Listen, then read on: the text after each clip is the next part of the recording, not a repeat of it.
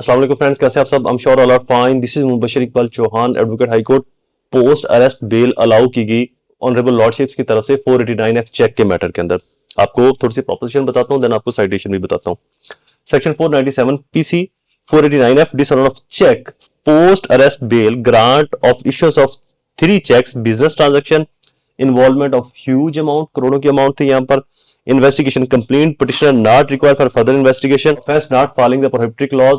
यहां पर business transaction थी, ऑल दो बहुत बड़ी अमाउंट भी इन्वॉल्व थी, करोड़ों की अमाउंट इन्वॉल्व थी, फिर भी ऑनरेबल लॉर्डशिप ने इसके अंदर हुक्म दिया enlargement of an accused on bail does not amount to his acquittal.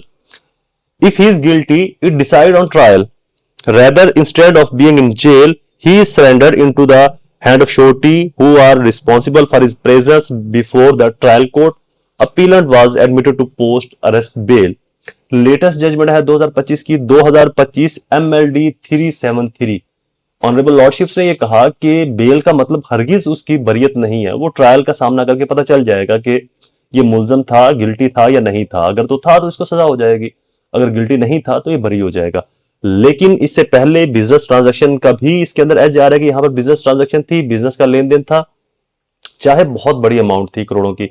लेकिन फिर भी जो बेनिफिट ऑफ डाउट है वो ये था कि मामला या तो सिविल नेचर का हो सकता है या बिजनेस ट्रांजैक्शन के अंदर प्रॉफिट एंड लॉस का हो सकता है। तो मुमकिनात में से है कि ये जस्ट 489F के जो 2 बेसिक प्रिंसिपल हैं उनकी फुलफिलमेंट नहीं करता। बेसिक प्रिंसिपल कौन से हैं? रीपेमेंट ऑफ लॉन और फुलफिलमेंट ऑफ ऑब्लिगेशंस।